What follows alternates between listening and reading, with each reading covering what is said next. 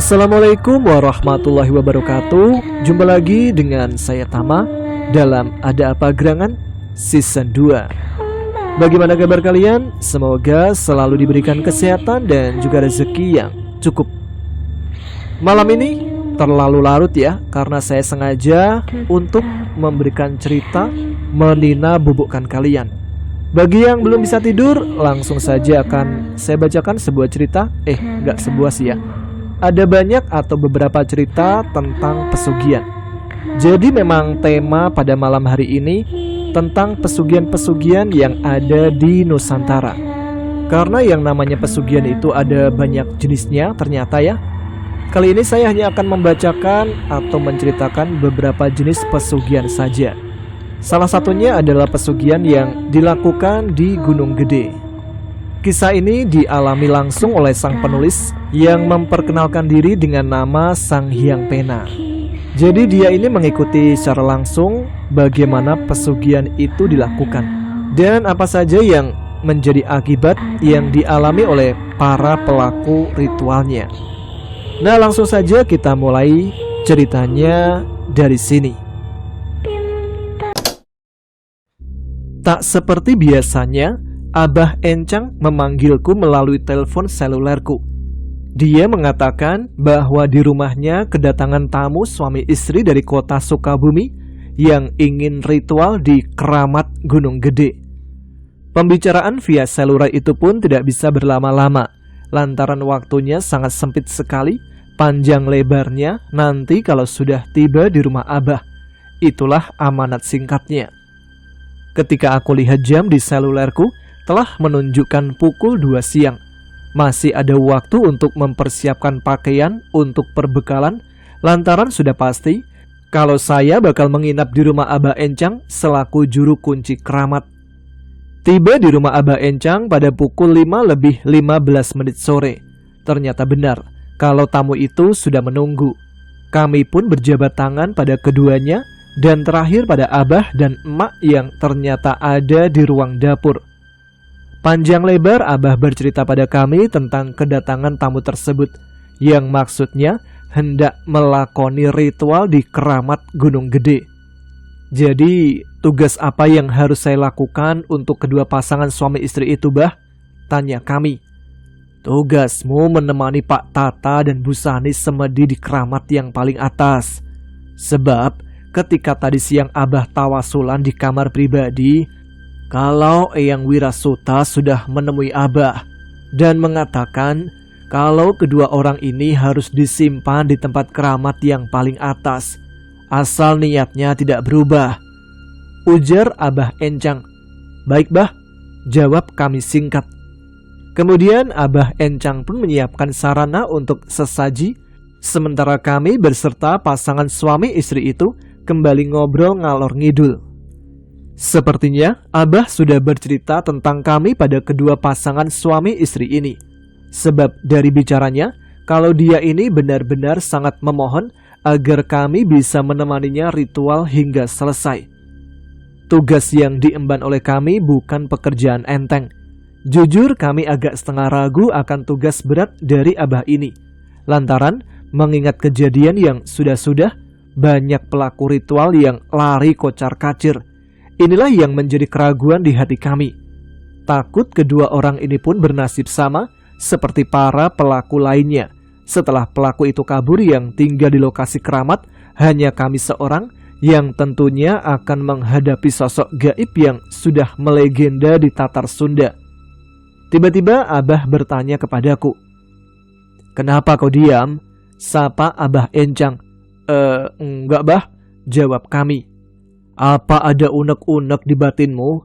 Tanya Abah Encang lagi. Iya Bah, coba jelaskan, pinta Abah Encang. Begini Bah, mengingat kejadian tempo hari banyak para pelaku yang kabur, dan saya masih terngiang ucapan Eyang Wirasuta begini. Jangan minta bertemu denganku kalau niatnya mau lari. Katanya minta diberi rezeki, tapi malah kabur. Kalau caranya seperti ini, lebih baik diam saja di rumah. Pasangan suami istri itu langsung menjawab, Insya Allah Kang, saya akan tetap bertahan di keramat walau ada godaan apapun, lantaran niat saya ini sudah sepakat dengan istri. Padahal kami bermaksud menjelaskan pada Abah Encang yang maksudnya agar siapapun yang hendak lelaku di keramat itu harus benar-benar sudah siap baik fisik maupun mental. Baik, kalau begitu saya siap menemani ritualnya, jawab kami. Malam itu langsung kami berangkat menuju keramat Gunung Gede. Memang tidak memakan waktu yang lama ketika ingin sampai di lokasi keramat tersebut. Hanya berjarak 2 km dari rumah Abah Encang. Sesampainya di tempat lokasi keramat, Abah Encang langsung menggelar sesaji yang sudah dipersiapkan sebelumnya. Sementara kami membantu beres-beres di cungkup yang memang sangat kokoh. Tapi jika datang angin kencang, ngeri juga sih. Takut cungkup itu roboh, sudah dijamin bakal masuk jurang. Tamatlah riwayatnya. Abah membuat cungkup di tempat yang sangat berbahaya. Jika dilihat dari jalan utama Bandung Garut, cungkup tersebut tampak kelihatan sangat jelas, seperti menempel di sebuah tebing. Pasti orang-orang akan enggan berada di cungkup tersebut. Selesai menyiapkan ubur rampe, kami pun berkumpul untuk melakukan tawasul atau ijab qabul penyampaian niat Pak Tata dan Bu Sani. Terdengar suara Abah berkumandang. Bibirnya terus komat kamit sambil sesekali tangannya meraih kemenyan untuk ditabur pada bara api yang menyala. Lalu asap pun menyembul ke atas dan menyebar. Di sekeliling tempat ruangan cungkup tersebut, cukup lama juga Abah melakukan tawasul sambil terus tangannya meraih kemenyan. Dimasukkan pada bara api dan spontan asap kemenyan pun mulai mengepul hingga menyebar keluar cungkup.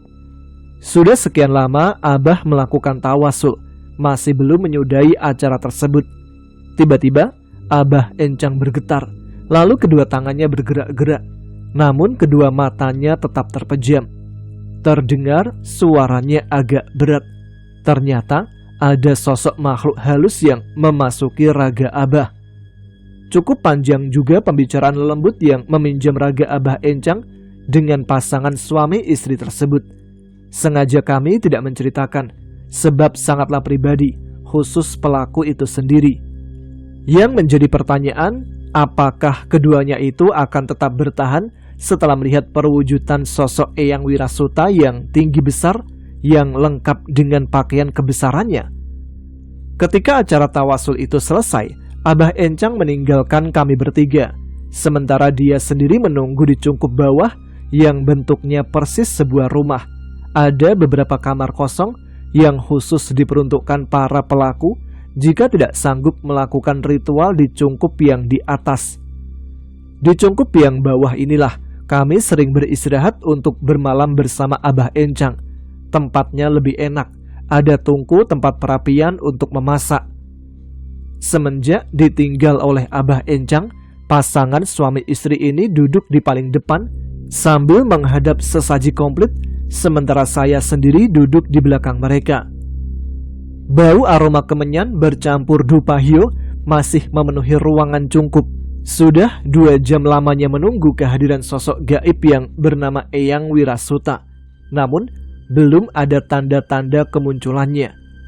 Sesekali aku lihat ke depan, ternyata Pak Tata dan istrinya masih tetap berada di tempat semula. Hanya tempat duduknya saja sedikit bergeser. Mungkin mereka merasa pegal.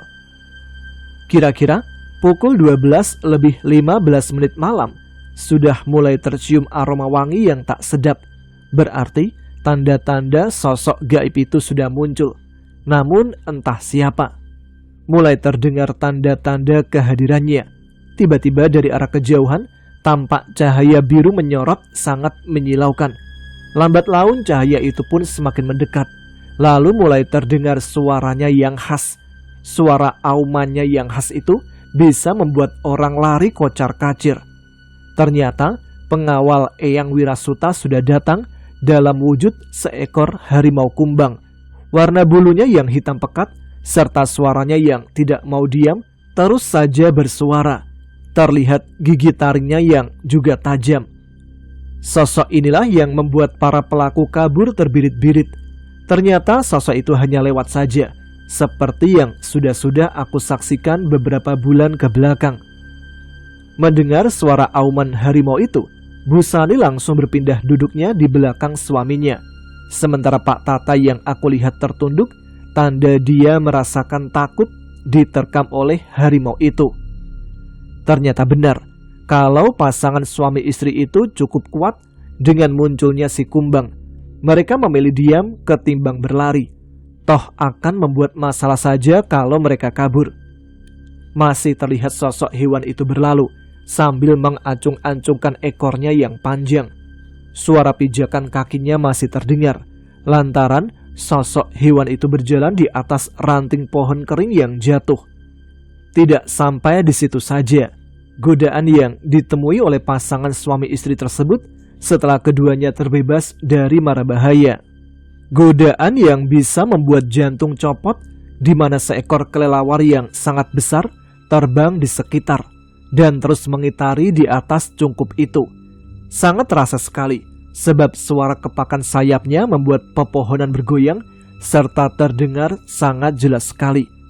Dan bersamaan dengan itu, terdengar suara desis ular serta suara kiciwis sosok gaib berwujud hewan sebangsa angsa kecil yang membuat bulu kuduk tegang. Tiba-tiba, cungkup sedikit bergoyang. Perasaanku kalau kelelawar itu hinggap di atas cungkup, dan secepat kilat, aku dan pasangan suami istri itu keluar dari cungkup. Takut kalau cungkup itu ambruk, sudah pasti ambruk ke bawah jurang. Nyawa kami pasti melayang. Ternyata dugaanku benar, kalau sosok kelelawar itu mencelok di atas cungkup. Namun bukan kelelawar biasa, melainkan sosok yang mengerikan. Buah dadanya sangat besar, hingga sampai ke perut. Dari mulutnya mengeluarkan cairan lendir yang menjijikkan. Sepertinya sosok kalong wewe. Kemudian sosok yang mengerikan itu pun berjalan-jalan di atas cungkup, membuat cungkup jadi semakin bergoyang. Tak pikir panjang, saya langsung meraih sebuah batu seukuran kepalan tangan orang dewasa, yang maksudnya hendak kulempar kepada sosok sadis itu. Namun alih-alih kena, malah genting cukup itu jadi pecah. Pasti Abah marah ini, karena bukan sesekali saja aku melempar sosok kalong wewe itu sampai genting yang terbuat dari asbes itu pada bolong. Sosok kalong wewe itu terbang mengitari tempat itu, lalu entah kemana. Tapi hanya beberapa menit saja, tiba-tiba terdengar suara dari luar cungkup memanggil, "Akang, Akang, Akang." Gitulah pokoknya. Terdengar suaranya agak bindeng. Artinya suaranya mirip orang yang berbibir sumbing. Berarti bukan akang-akang gitu tadi dong ya. Gimana nih bibir sumbing? Akang. Pokoknya gitulah. "Biarkan saja Pak," ujar saya. "Baik Kang," jawab Pak Tata sambil mengangguk, tanda mengerti atas ucapanku. Mulai terdengar lagi suaranya memanggil. Semakin lama, suara itu malah semakin mengganggu. Kasihan pasangan suami istri ini, pasti ritualnya tidak akan fokus. Setelah dipikir bolak-balik bahwa suara itu bukan sosok yang ditunggu-tunggu, akhirnya kami keluar, yang maksudnya hendak aku usir saja. Toh itu bukan sosok yang akan memberi kekayaan pada Pak Tata dan Bu Sani. Tatkala aku keluar dari cungkup, apa yang dilihat tidak lain adalah sosok wanita sangat cantik luar biasa, memakai sanggul serta berkebaya warna ungu. Dia berdiri tepat di hadapan cungkup. Lalu sosok itu berjalan mondar-mandir. Beruntung saya keburu sadar kalau kecantikan serta kemolekan tubuhnya itu hanya sepintas saja, yang tujuannya menggoda manusia supaya terjerat bujuk rayunya. Artinya bisa dibilang cantik oleh seseorang saja, sementara jika dilihat oleh mata umum hanyalah sosok wanita yang sangat mengerikan. Kedua tanganku ditarik-tarik oleh sosok wanita cantik itu sambil berucap, "Hayu Kang, kita kawin. Hayu Kang, kita kawin." Melihat aku sedang ditarik-tarik oleh sosok itu, spontan Pak Tata keluar dari cungkup karena dia menyaksikan dengan jelas kalau saya sedang dipaksa. Maksudnya, dia hendak menolongku. Tapi apa yang terjadi? Malah tiba-tiba saja Pak Tata pingsan. Wah, acara ritual bakal jadi berantakan, pikirku. Aneh, sungguh aneh melihat Pak Tata pingsan, lalu sosok wanita cantik itu raib entah kemana. Saya pun segera menghampiri Pak Tata. Benar saja, dia tidak sadar. Lantas saya memanggil istrinya. Bu Sani pun kaget ketika melihat tubuh suaminya ambruk, tergeletak di tanah, dan tanpa banyak kata-kata, tubuh Pak Tata pun dibopong berdua dengan istrinya. Saya memegang bagian kepala, sementara istrinya memegang kedua kaki suaminya. Hingga waktu sudah menunjukkan pukul 3:10 pagi, Pak Tata belum sadarkan diri. Acara ritual di malam pertama itu pun belum ada hasil, malah mendapat musibah. Sambil menyongsong datangnya pagi, aku dan Bu Sani tetap berada dalam cungkup sambil menghisap rokok.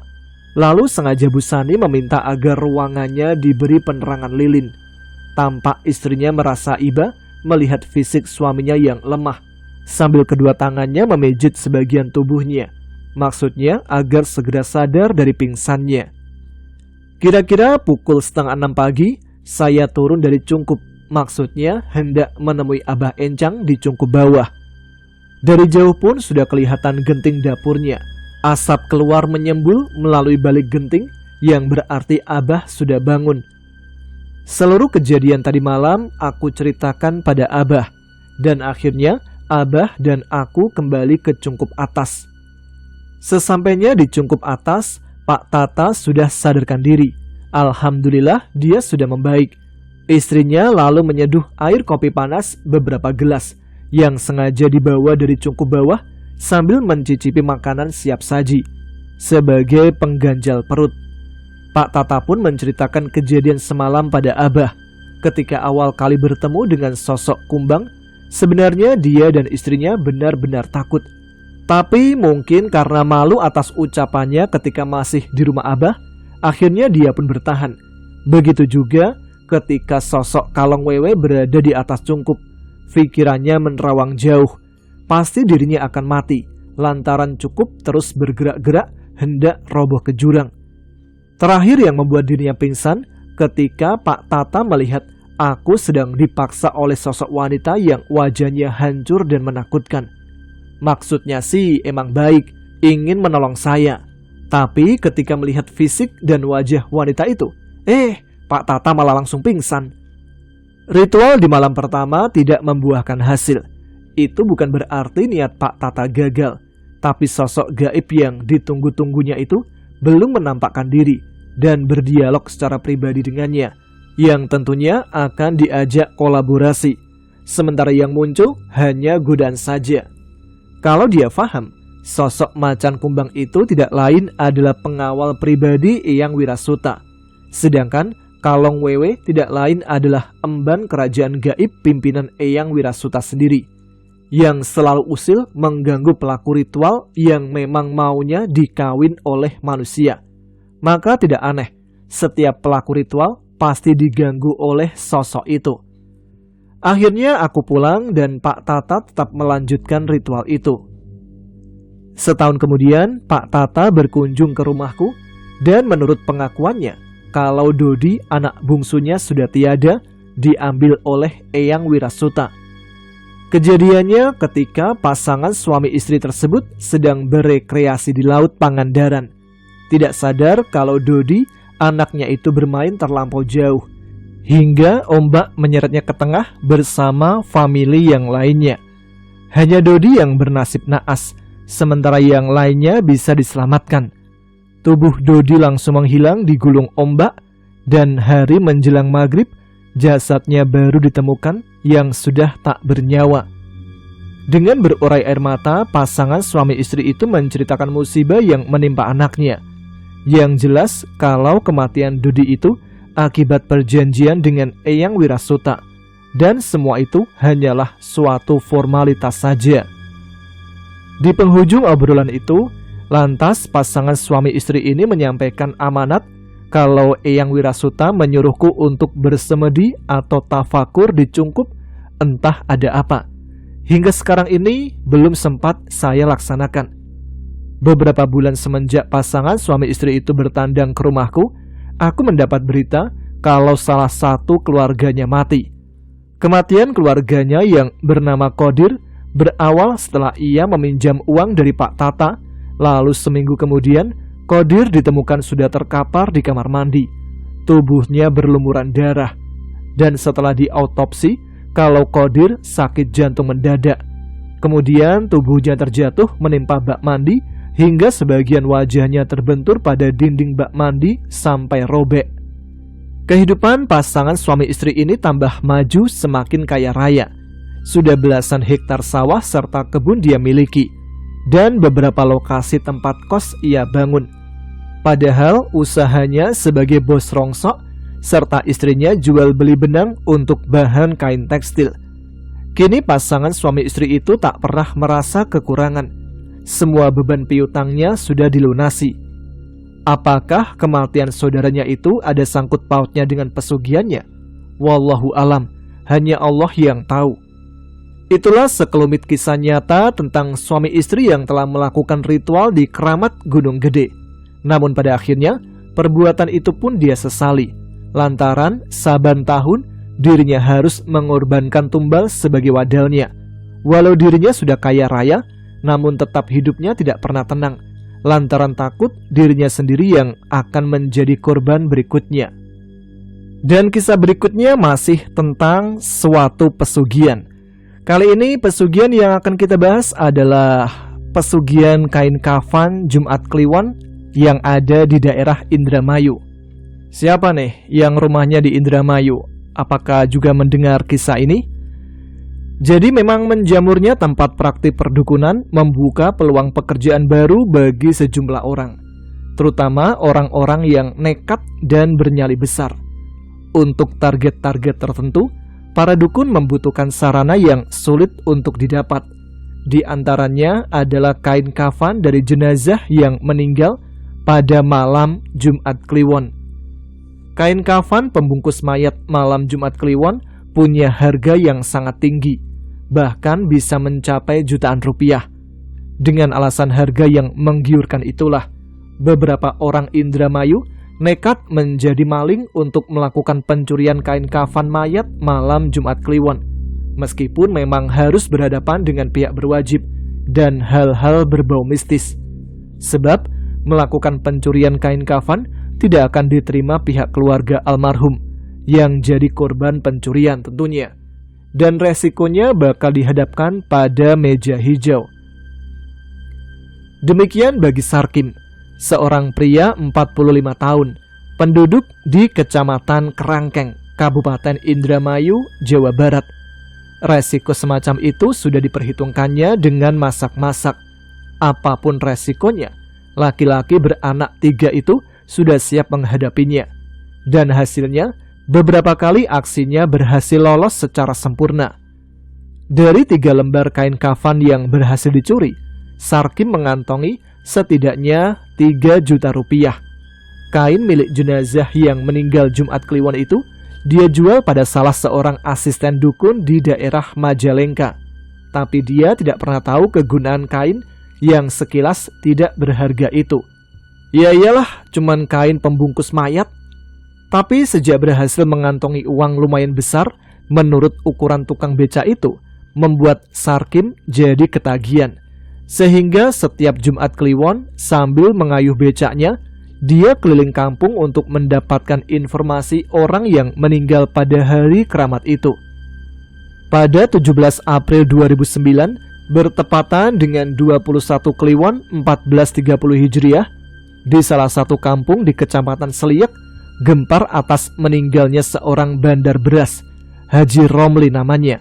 Laki-laki umur 50 tahunan itu termasuk orang terkaya di kampungnya, yang meninggal akibat penyakit komplikasi yang dideritanya selama berhari-hari.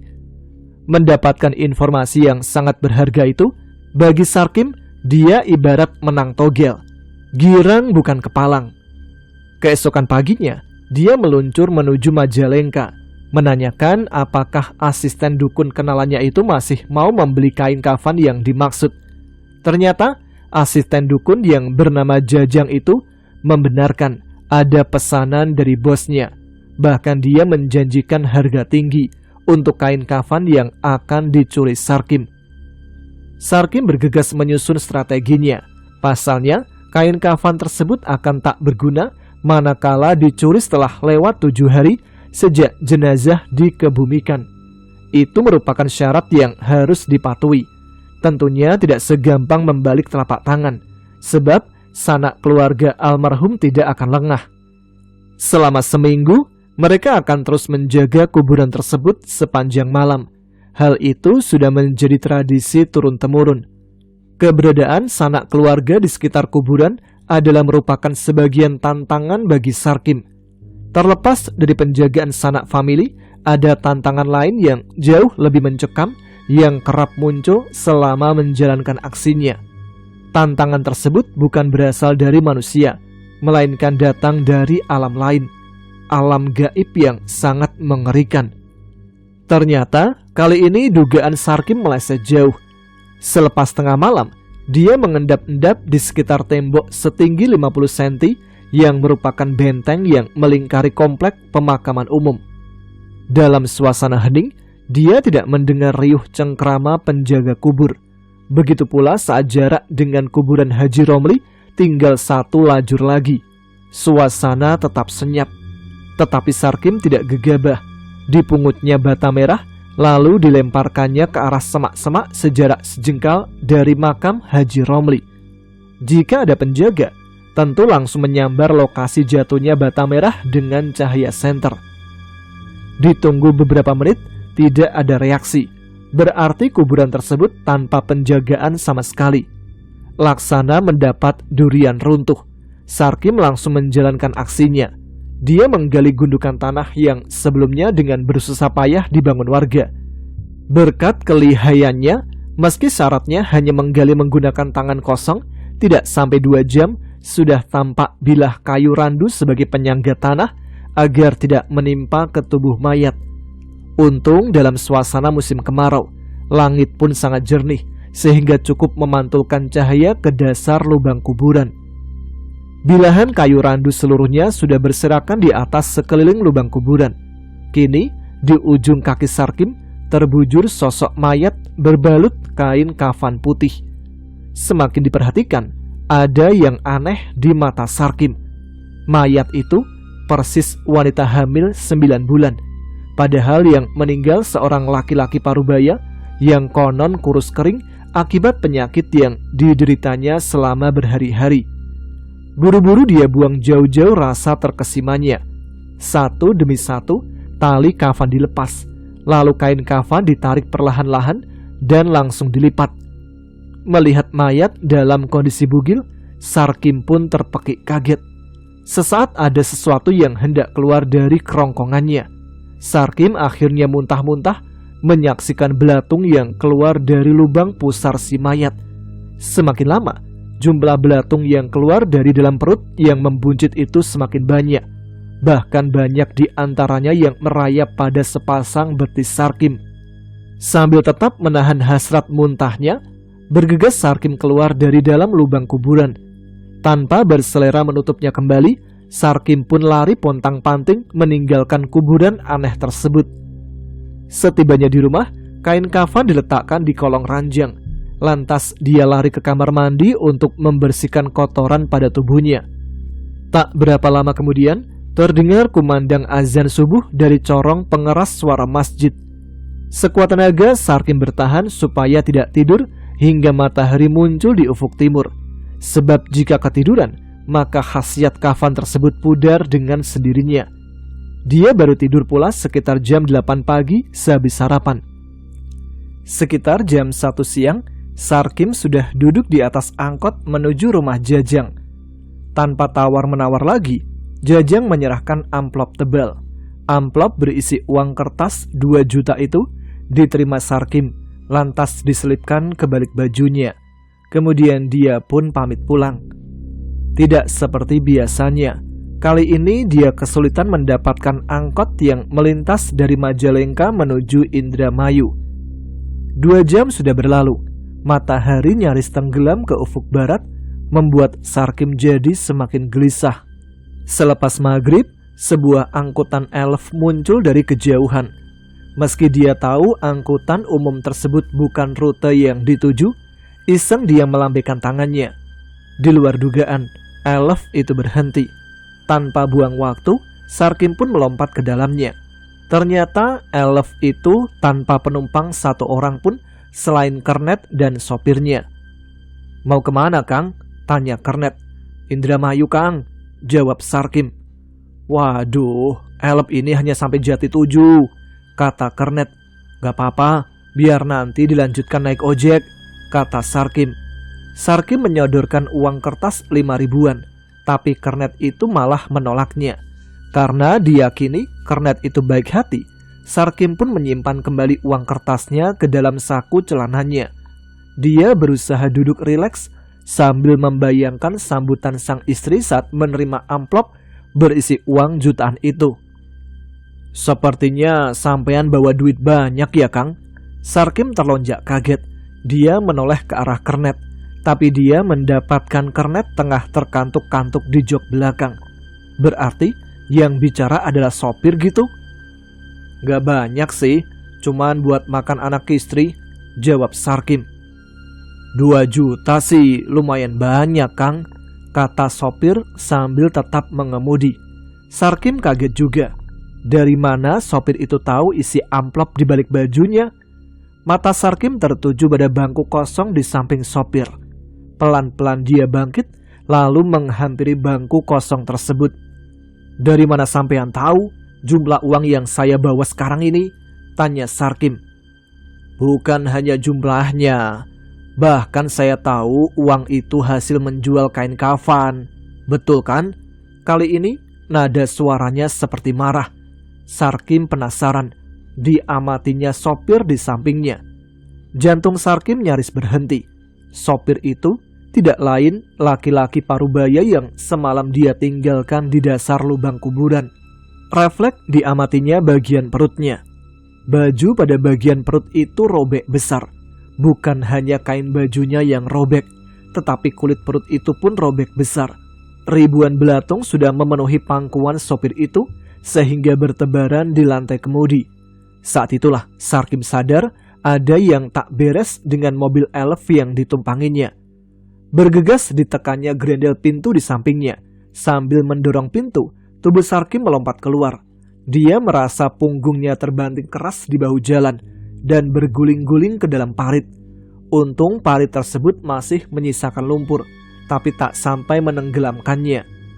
Dalam posisi telentang, Sarkim menyaksikan jutaan bintang tersaput mega putih. Tapi pelan-pelan, bintang gemintang itu memudar, lalu gelap. Dan Sarkim memang jatuh pingsan semalam suntuk di dalam parit. Dia siuman saat tubuhnya terasa terguncang-guncang. Sewaktu membuka mata, ternyata 3 laki-laki tak dikenalnya tengah berusaha mengangkat tubuhnya dari dasar parit ke bahu jalan. Melihat Sarkim siuman, ketiga penolongnya mendudukkan Sarkim di atas bahu jalan.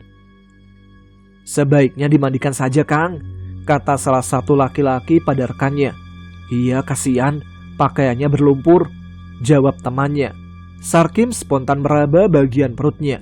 Ternyata amplopnya masih ada. Sarkim menolak untuk digotong. Tertatih-tatih dia bangkit. Sambil sempoyongan, dia melangkah di papah 2 laki-laki menuju sumur di belakang musola. Keluar musola, di depannya sudah berkumpul sejumlah warga, termasuk laki-laki bersorban. Laki-laki bersorban itu terus-menerus menatap ke wajahnya hingga membuat Sarkim jengah.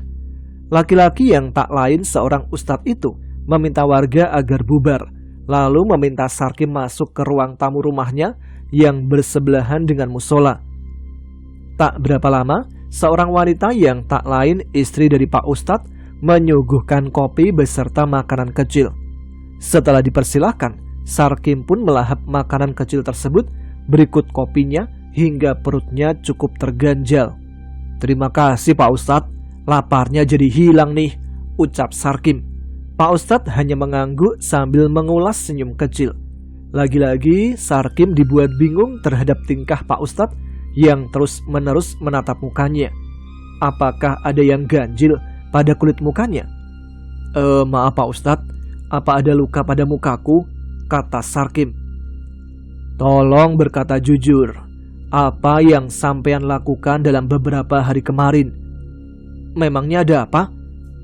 "Saya melihat ada aura iblis pada sorot mata sampean," jawab Pak Ustadz. Sarkim terlonjak kaget. Tak sadar air matanya mengembang di sudut kelopak mata. Sarkim langsung menangis tanpa sebab. Lalu diceritakan pekerjaannya sebagai maling spesialis mencuri kain kafan.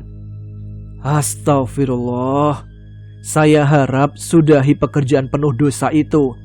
Masih banyak pekerjaan halal yang bisa sampean coba," saran Pak Ustadz. Sarkim mengangguk tegas. "Saya berjanji mulai hari ini tidak akan menjalankan pekerjaan itu lagi. Tapi saya minta penjelasan atas beberapa peristiwa aneh di saat saya sedang mencuri kain kafan, Ustadz," kata Sarkim. "Peristiwa macam apa yang sampean maksud?" kata Pak Ustadz. Satu demi satu peristiwa aneh dia ceritakan. Dan dengan mantap Pak Ustadz menjelaskannya. Menurut Pak Ustadz, mayat yang kondisinya penuh belatung itu adalah karena semasa hidupnya orang tersebut pernah memakan harta anak yatim secara semena-mena. Kalau ada mayat yang posisinya berlawanan dari posisi mayat pada umumnya, karena orang itu semasa hidupnya selalu berpaling dari perintah Allah. Sedangkan mayat perempuan yang kuku-kukunya memanjang hingga menancap pada kulit tubuhnya, karena orang tersebut semasa hidupnya suka melakukan zina dengan laki-laki selain suaminya, urai Pak Ustadz. "Ada satu pertanyaan lagi, Pak Ustadz. Apakah Allah masih memaafkan kesalahanku?" tanya Sarkim. Pak Ustadz mengulas senyum.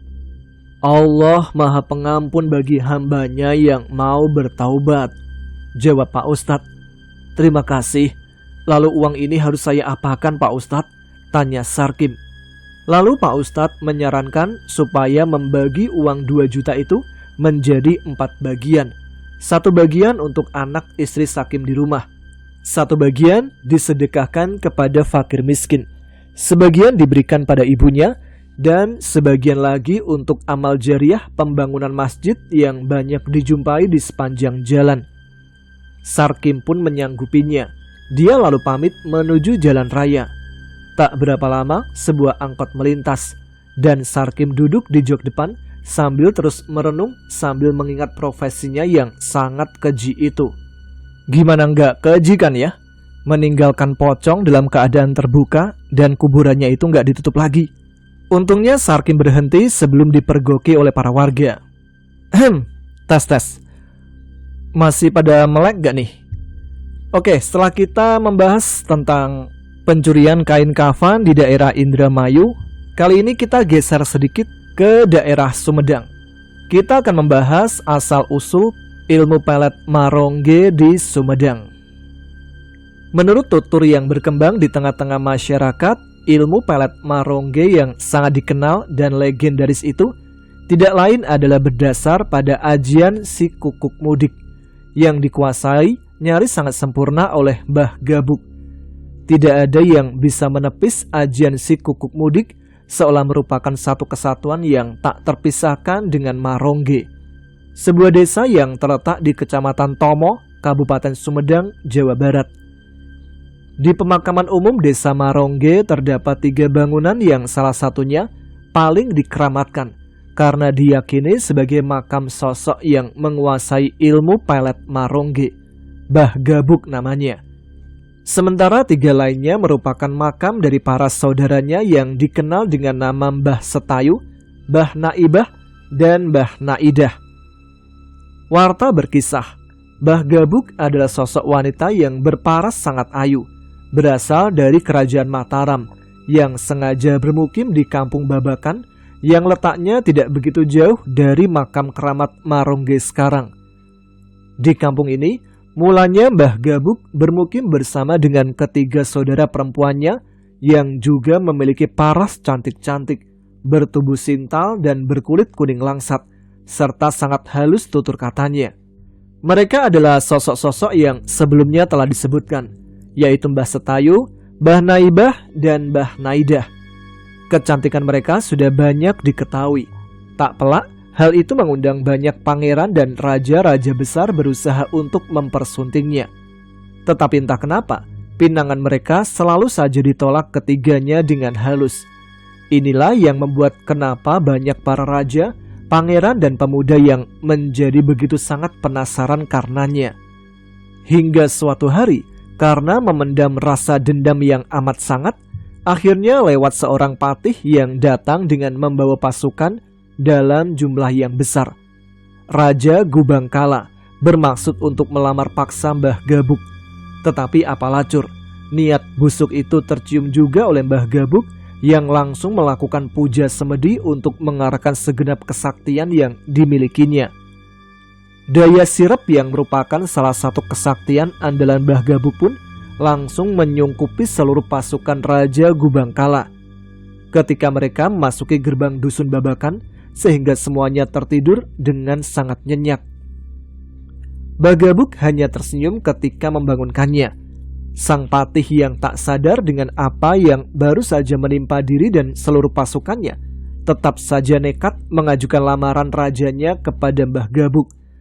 Dengan tutur kata yang sopan tapi penuh wibawa, Mbah Gabuk pun berkata, "Aku bersedia dipersunting oleh rajamu, asalkan ia sanggup mengembalikan buah kukuk, yaitu buah sejenis labu air, yang kuhanyutkan di sungai Cilutung yang bermuara di sungai Cidres." Setelah menghaturkan sembah, sang patih pun langsung undur diri untuk mewartakan permintaan Mbah Gabuk pada rajanya. Tanpa pikir panjang, Raja Gubangkara pun menyatakan kesediaannya untuk memenuhi tantangan Mbah Gabuk. Dan pada hari yang telah ditentukan, dengan disaksikan oleh ketiga wanita cantik yang berdiri sambil tersenyum di tepian sungai Cilutung, Mbah Gabuk pun melemparkan buah kukuk di tengah sungai, yang langsung hanyut terbawa arus yang demikian kuat. Melihat hal itu, Raja Gubangkara pun langsung mengerahkan segala kesaktiannya untuk menarik buah kukuk dengan cara melawan arus. Tetapi apa daya, walau telah mengeluarkan beragam kesaktian yang dimilikinya, buah itu tetap saja menjauh. Akhirnya dengan perasaan malu yang teramat sangat, Raja Gubangkara pun mengaku kalah dan meminta Mbah Gabuk untuk menarik buah kukuk yang dihanyutkannya. Tetap sambil mengeluarkan senyum yang amat menawan, Mbah Gabuk pun meloloskan selendangnya yang dikenal dengan sebutan Cinde Wulung dan mengibaskannya sebanyak 3 kali ke arah buah kukuk. Ajaibnya, sontak buah kukuk yang telah hanyut itu kembali ke arah Mbah Gabuk dan bahkan meloncat ke sebuah batu cadas yang berbentuk meja. Hingga kini kita masih bisa menyaksikan keberadaan cadas meja yang terdapat di Kampung Parung Gawul, Desa Bonang, Kecamatan Kadipaten, Kabupaten Majalengka yang letaknya berbatasan dengan Keramat Marongge.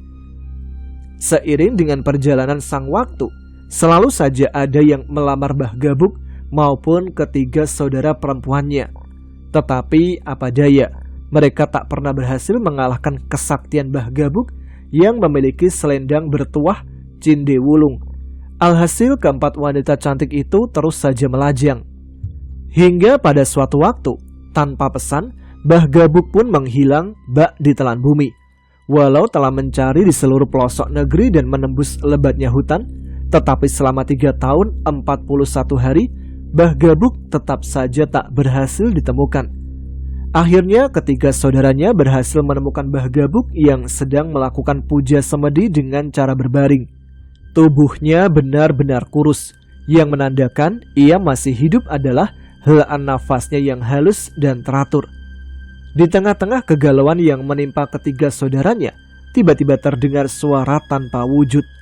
"Carilah buah kilaja susu munding secukupnya, rebus dengan air dan minumkan."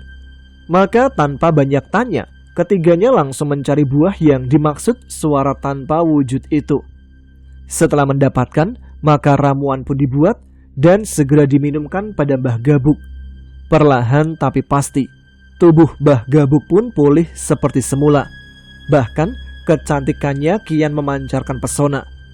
Belum lagi hilang kerinduan di antara mereka yang telah sekian lama berpisah dengan Mbah Gabuk. Pada suatu ketika, kembali terdengar suara tanpa wujud. "Aku adalah Haji Putih Jagariksa, penguasa tunggal Gunung Hade.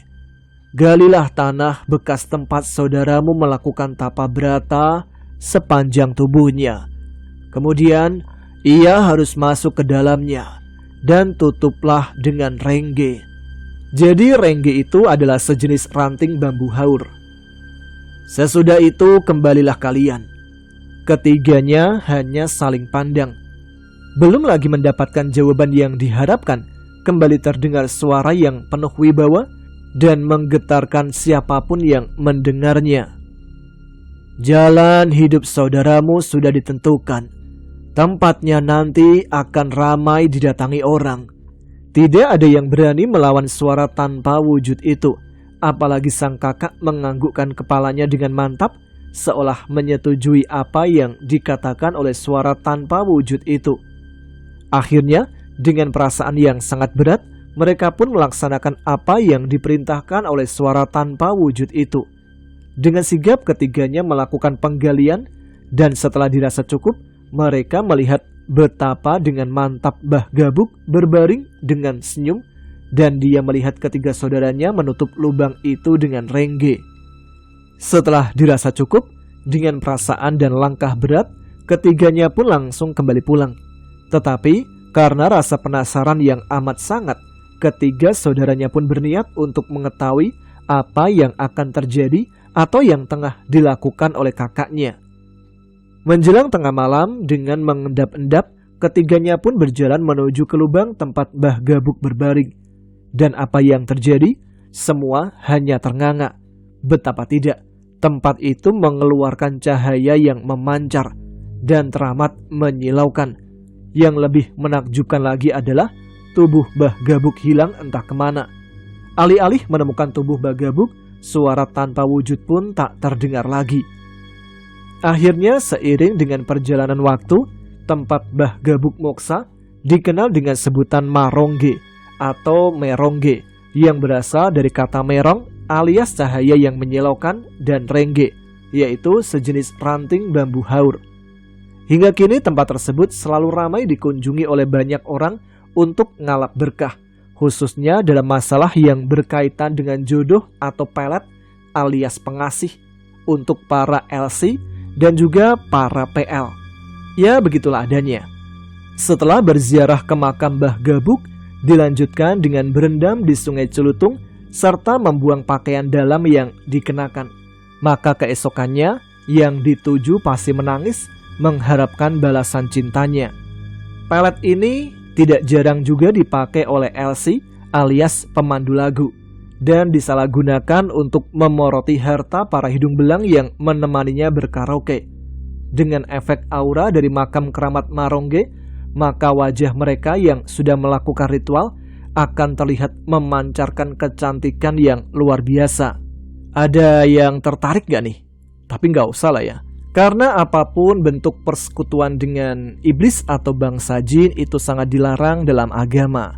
Dan sebaiknya bagi kita yang awam harus dihindari aja ya. Satu cerita pesugihan lagi untuk mengantar tidur kalian.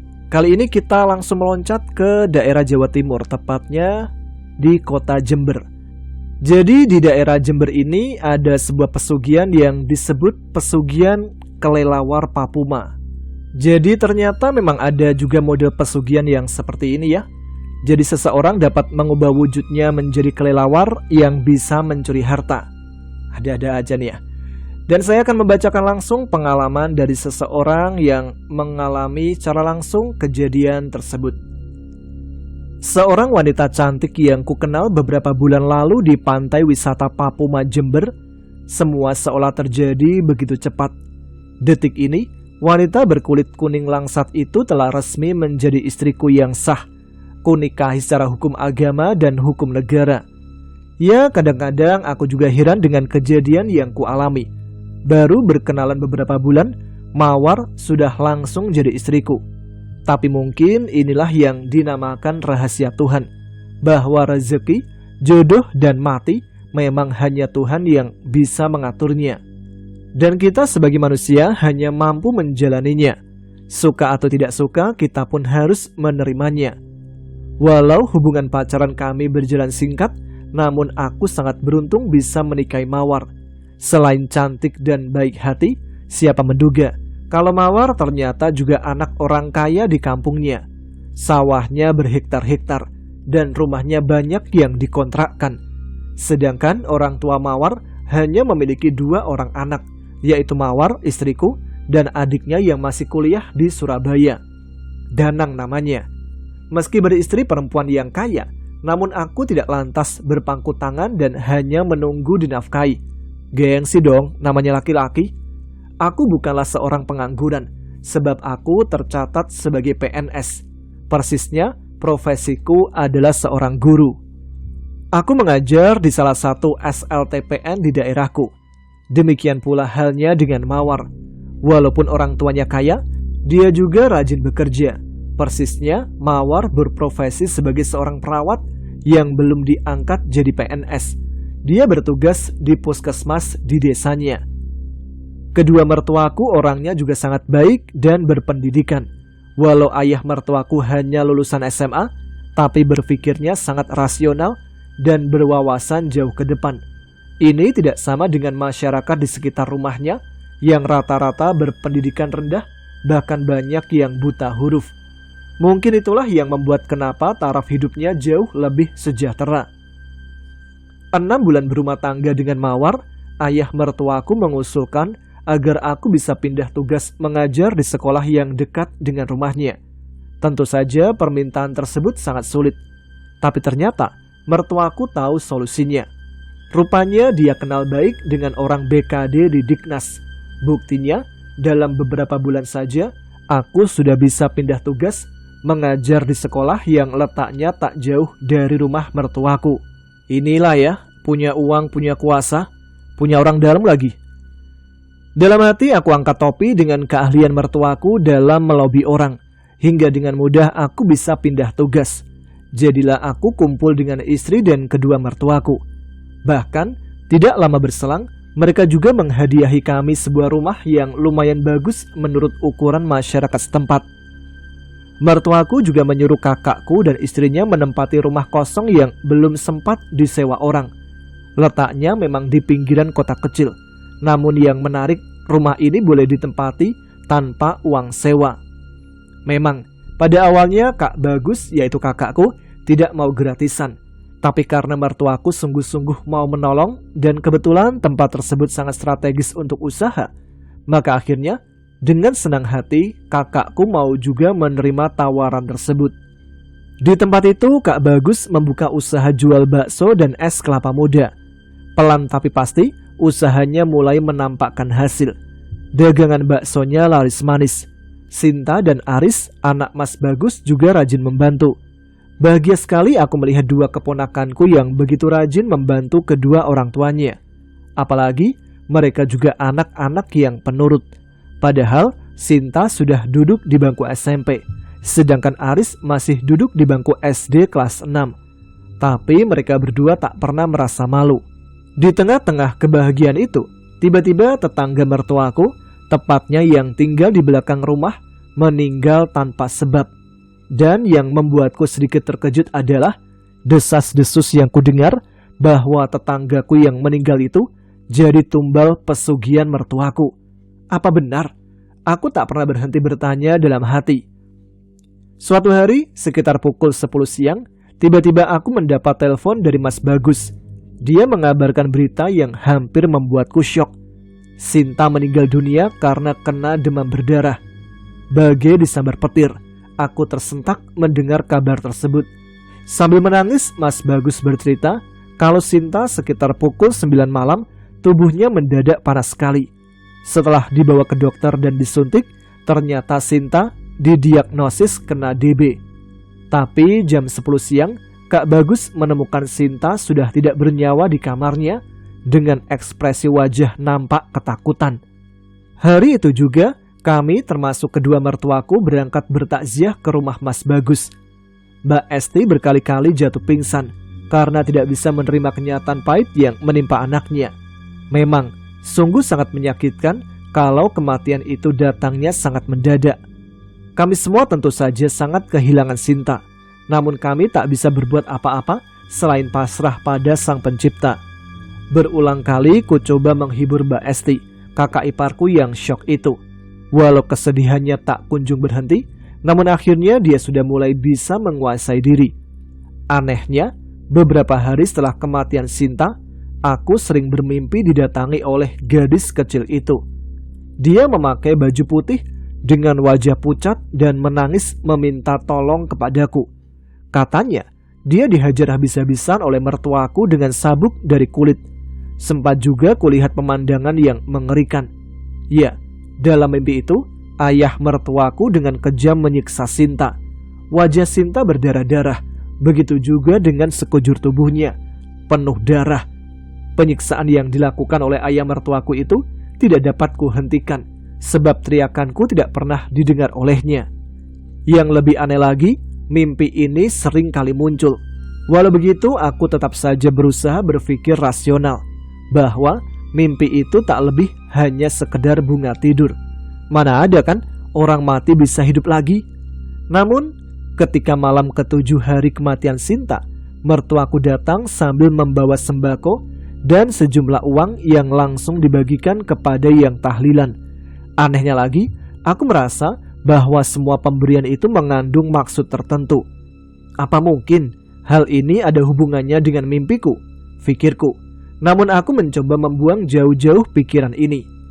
Ketika pikiranku terus berkecamuk, ingatanku pun tertuju pada Pak Suganda yang masih memiliki hubungan famili dengan ayah mertuaku.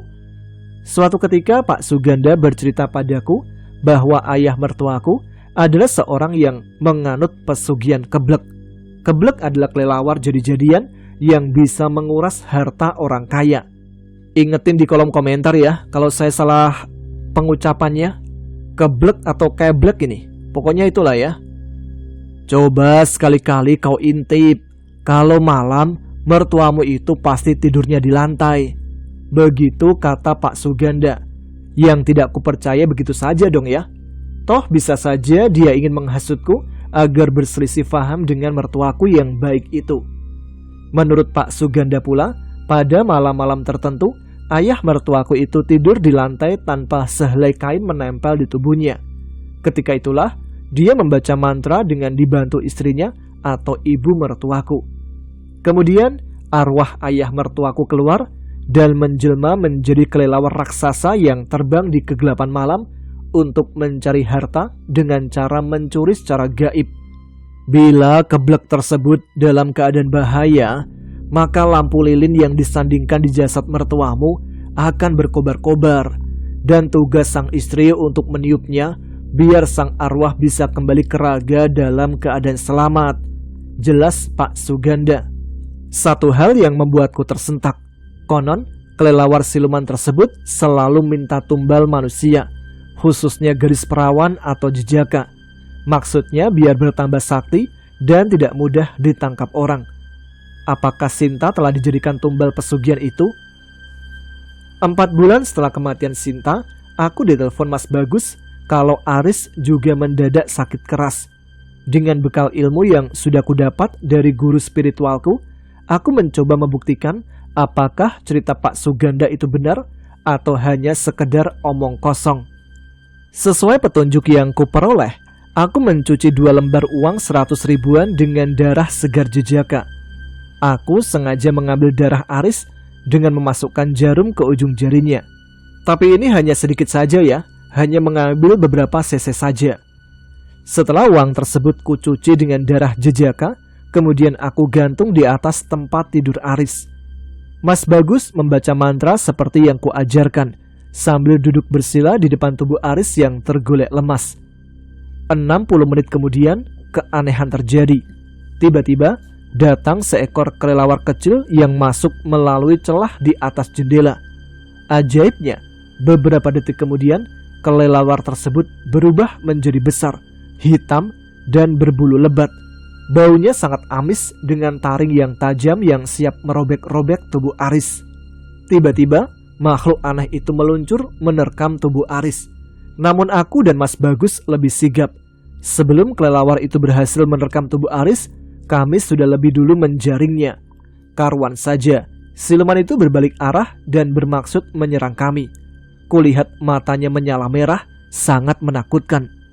Pertarungan pun tidak dapat dihindari. Aku dan Mas Bagus sama-sama terluka terkena sabetan sayapnya yang runcing. Namun berkat pertolongan Allah SWT, akhirnya kami berhasil menangkap kelelawar itu. Menakutkan sekali setelah ku amati wajah kelelawar itu. Persis sekali dengan wajah mertuaku. Yang sangat disayangkan, kelelawar itu sudah dalam keadaan mati dengan wajah robek terkena sabetan sorbanku yang telah diisi kekuatan ilmu hikmah. Setelah beberapa lama nyawanya hilang, tidak lama kemudian tubuh kelelawar itu mengecil lalu lenyap dari pandangan mata. Pagi harinya aku pulang dari rumah Mas Bagus sebab Aris yang semula sakit mendadak sembuh. Sesampainya di rumah, sudah banyak orang berkumpul di halaman dan di dalam rumah. Istriku, juga ibu mertua dan adik iparku, kulihat tengah menangis tergugu. "Apa yang terjadi, Mawar?" tanyaku sambil memeluk istriku. "Bapak meninggal dengan wajah robek, Mas.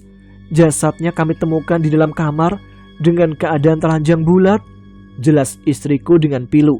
Seketika itu jantungku berdegup keras. Dalam hati aku meyakini bahwa kelelawar siluman yang semalam itu adalah penjelmaan dari arwah ayah mertuaku. Dengan mengalami dan menyaksikan sendiri kejadian aneh ini, maka aku percaya bahwa ilmu hitam itu sebangsa pesugihan ternyata memang benar-benar ada, meskipun zaman sudah benar-benar maju seperti sekarang ini. Dalam hati aku juga menyesal kenapa harus mertuaku yang mempunyai pesugihan keblek tersebut. Ini tentu saja bukan takdir Tuhan, melainkan nafsu iblis. Sepulang dari pemakaman, aku dan Mas Bagus melihat begitu banyak kelelawar keluar dari makam mertuaku. Kelelawar itu terbang ke 4 penjuru angin. Anehnya lagi, hanya kami berdua yang melihatnya. Setelah kematian ayah mertuaku, keadaan desa mulai tenang dan aku tetap bekerja sebagai pengajar. Hingga akhirnya kami mempunyai seorang anak laki-laki. Dan selama itu pula, aku dan juga Mas Bagus tak pernah cerita pada siapapun kalau kematian ayah mertuaku itu karena perkelahian denganku menantunya. Tapi dalam hati aku berkata bahwa suatu saat nanti aku pasti akan cerita pada orang lain. Dan akhirnya aku pun membagikan cerita ini untuk kalian dengar semuanya. Jadi semoga bisa dapat diambil hikmahnya ya. Karena memang yang namanya pesugihan itu ternyata ada banyak macam jenisnya. Kalau yang barusan itu merupakan pesugihan kelelawar Papuman Jember. Ada juga pesugihan serigala, pesugihan monyet, pesugihan gunung kerombong, pesugihan gendruwo, pesugihan, pokoknya banyak banget jenis pesugihan. Tapi intinya kita sebagai manusia bersekutu dengan jin untuk mendapatkan kekayaan secara instan. Nah, itu dia cerita-cerita yang bisa saya sampaikan untuk kali ini, untuk menemani malam hari kalian yang mungkin belum bisa tidur. Jadi semoga kalian semua terhibur dan sudah tidur jangan nyenyak. Kalau kalian sudah tertidur berarti usaha saya ini berhasil ya, alhamdulillah. Terima kasih untuk yang sudah menyimak episode kali ini. Episode Ada Apa Gerangan yang khusus pesugihan ya. Kita jumpa lagi di episode selanjutnya. Terima kasih terus. Pokoknya terima kasih buat semuanya. Subscribe bagi yang belum, share dan like bagi yang suka. Oh iya nih, tuliskan komentar, tunjukkan eksistensi kalian. Ya sudah, saya Tama harus pamit sekarang. Kita jumpa lagi di episode yang akan datang. Selamat malam, selamat beristirahat, selamat bermimpi indah. Wassalamualaikum warahmatullahi wabarakatuh.